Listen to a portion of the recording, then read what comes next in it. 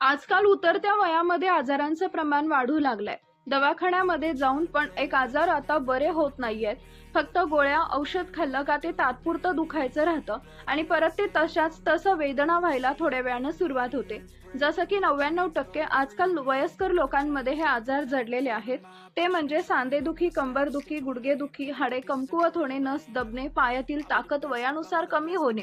वयाच्या 60 नंतर जवळपास 70% लोकांमध्ये या महत्त्वाच्या आजारांचं प्रमाण वाढलेलं आहे आणि यासाठी आपण डॉक्टरांकडे गेलो तर या आजारावर तात्पुरतं औषध देऊन घरी पाठवलं जातं आणि आपल्याकडून पैसे घेतले जातात. परंतु ठामपणे यावर कोणताही उपाय आजपर्यंत काम करू शकला नव्हता. आमच्या आजोबाचं सध्याला वय चालू आहे 75 वर्ष. त्यांनी सारखं कंबर दुखायची, सारखंच त्यांच्या शरीरामध्ये अशक्तपणा येऊन त्यांना नीट चालता येत नव्हतं. पायामध्ये ताकद नसल्यासारखी वाटायची. मग आम्हाला एका व्यक्तीनं आता बीडमधील डॉक्टरांचा पत्ता दिला. ते खूपच अनुभवी डॉक्टर आहेत. त्यांचं वय खूप त्या ठिकाणी झालेलं आहे, पण ते पूर्णपणे जुने आयुर्वेदिक डॉक्टर आहेत. तरी पण ते एकदम अजून ठणठणीत आहेत. त्यांनी कोणताही आजार नाही. सगळ्यात महत्त्वाचं म्हणजे त्यांनी आम्हाला जे उपाय सांगितले ते केल्यानंतर आम्हाला लगेच फरक सुद्धा जाणवायला लागला. त्यामुळेच ही महत्त्वाची माहिती आम्ही तुम्हाला या ठिकाणी सांगण्याचा प्रयत्न करणार आहोत.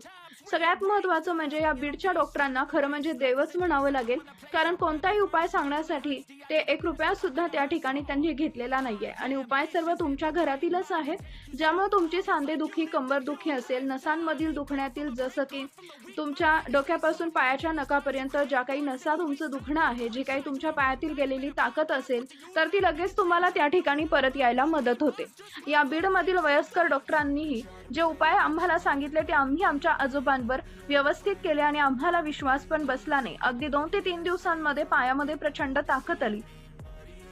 पहिला आमच्या आजोबांना शेवट त्या ठिकाणी चालता व्यवस्थित येत नव्हतं, परंतु आता इकडे तिकडे ते फिरायला लागले. अंगामध्ये तरतरी येऊ लागली आहे. त्यांनी हे उपाय सांगितले. तुम्हाला कोणत्याही औषध गोळ्या घेण्याची अजिबात गरज नाही. फक्त तुम्हाला ₹0 खर्चामध्ये हे उपाय त्या ठिकाणी आयुर्वेदिक पद्धतीनं कसं करायचे ते नक्की पहा.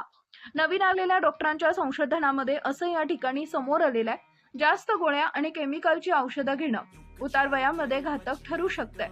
कारण औषध गोळ्या यामध्ये भरपूर केमिकल घातलेलं असतं, ज्यामुळे किडनीला आणि उतार वयामध्ये तुमच्या मेंदूला ते धोकादायक ठरू लागलंय. त्यामुळे उतार वयामध्ये वयस्कर लोकांनी म्हणजेच आयुर्वेदिक औषधांचा वापर तुम्हाला करायला सांगितलाय, अशी सूचना अनुभवी डॉक्टरांकडून आलेली आहे.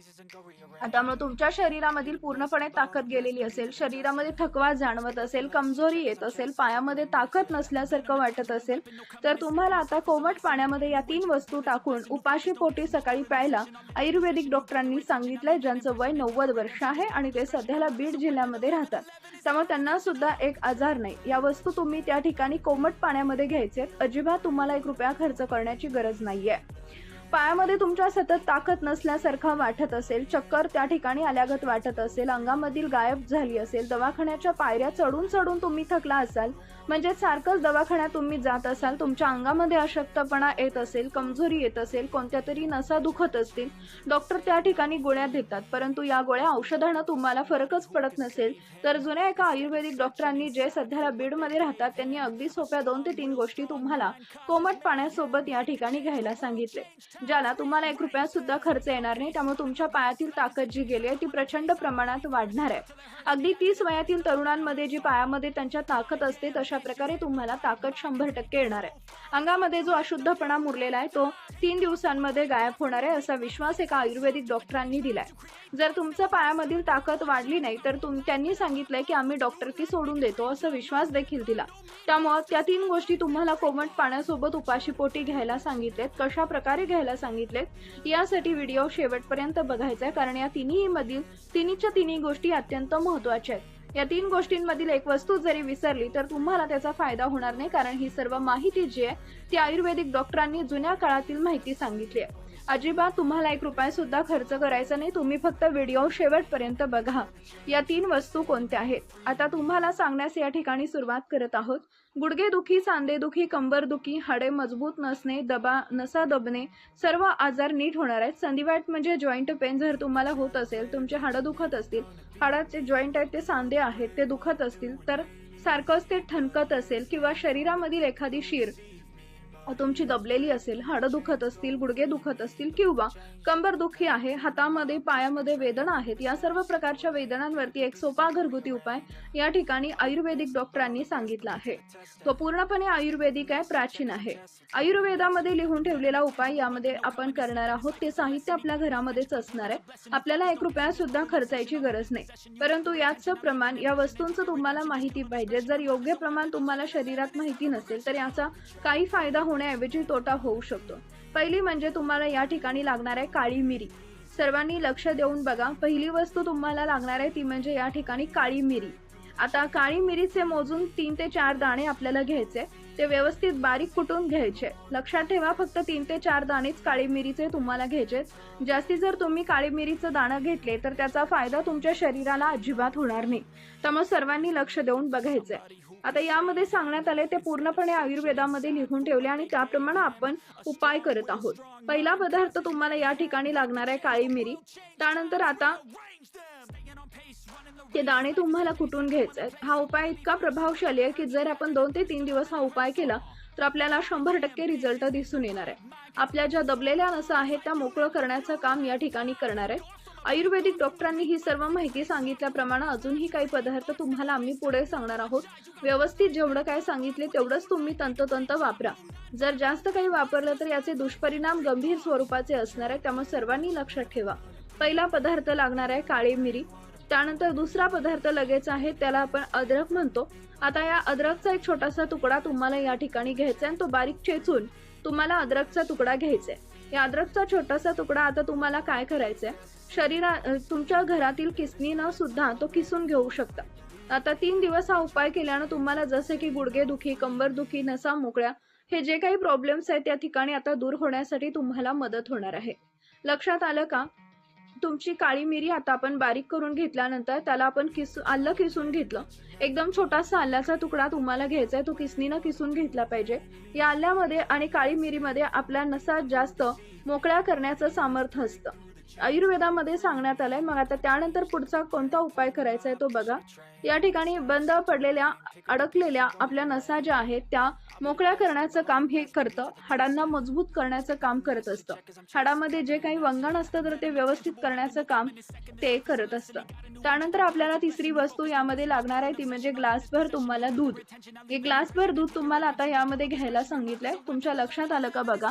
3 ते 4 काळी मिरी आपण घेतल्या, त्या व्यवस्थित बारीक कुटून घेतल्या. त्यानंतर थोडंसं अद्रक म्हणजेच आलं घेतलं, ते व्यवस्थित थोडंसं बारीक किसून घेतलं आणि दोन्ही मिश्रणांमध्ये 1 ग्लास दूध टाकलं. आता काय करायचं आहे पुढचा उपाय तर त्या ठिकाणी सांगणार आहे. हे तिन्ही मिक्स झाल्यानंतर तुम्ही तुमच्या गॅसवरती चालू करा आणि त्या ठिकाणी तुम्हाला ते आता सांगितलंय.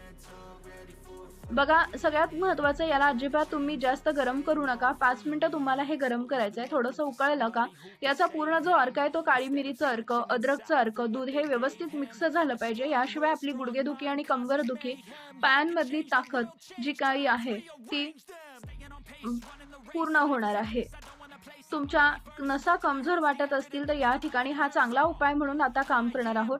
शेवटपर्यंत व्हिडिओ बघा. अर्धवट सोडून जाणाऱ्यांना व्यवस्थित त्यांना माहिती समजणार नाही. त्यामुळे हा उपाय शेवटपर्यंत तुम्हाला करता सुद्धा येणार नाही. त्यामुळे 0 रुपये देऊन हा उपाय तुम्हाला घरच्या घरी या ठिकाणी करता येणार आहे. काय करायचं आहे, व्हिडिओ शेवटपर्यंत बघा. अर्धवट सोडून जाऊ नका. कारण ही माहिती आयुर्वेदामध्ये लिहून ठेवलेल्या बीडमधील एका 80 वर्षीय आयुर्वेदिक डॉक्टरांनी तुमच्यासाठी सांगितलेली आहे. अद्रक आपण त्या ठिकाणी आता कुटून घेतलं, बारीक किसलं. त्यानंतर 1 ग्लास दूध आपण ज्यामध्ये व्यवस्थित पातेल्यामध्ये हलवून त्या ठिकाणी गॅसवरती ठेवलं.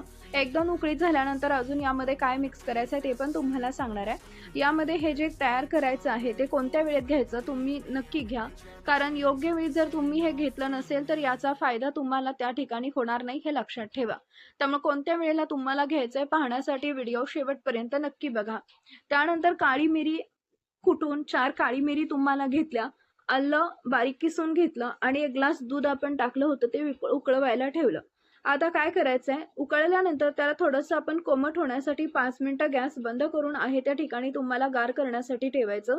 हे मिश्रण जे आहे तर दूध यामध्ये आपण घातलं, काळी मिरी, अद्रक हे सर्व मिश्रण गार झाल्यावर आपण ग्लासमध्ये त्या ठिकाणी ठेवून खडीसाखर त्यामध्ये घाला. बाजारामध्ये 2 प्रकारच्या खडीसाखर मिळतात. कोणती खडीसाखर घ्यायची आहे बघा.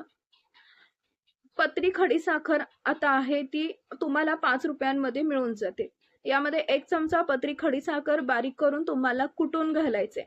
या खडीसाखरमध्ये फार आयुर्वेदिक गुणधर्म असतात जी तुमच्या हाडांमध्ये ताकद आणण्याचं काम करते. तुमच्या नसा मोकळ्या करण्याचं काम करते. व्यवस्थित बारीक करून त्याला तो या दुधाच्या ग्लासमध्ये बनवलाय. त्यामध्ये टाकलं की काळी मिरी टाकली, अद्रक टाकलं. त्यानंतर आता सगळ्यात महत्त्वाचा प्रश्न राहिला म्हणजे दुधाचं सेवन कधी करायचं.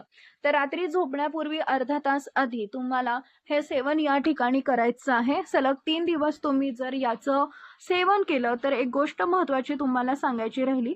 शुगर असेल तर या ठिकाणी बीपी असेल किंवा तुम्ही आधी कोणत्याही प्रकारचं मेडिसिन घेत असाल, कोणतं औषध घेत असाल तर हा उपाय करण्यापूर्वी डॉक्टरांचा सल्ला नक्की घ्या. कारण तुम्हाला प्रत्येकाला वेगवेगळे आजार असतात. काही आजारांवर हे औषध चालतं तर काहींना चालतं सुद्धा नाही.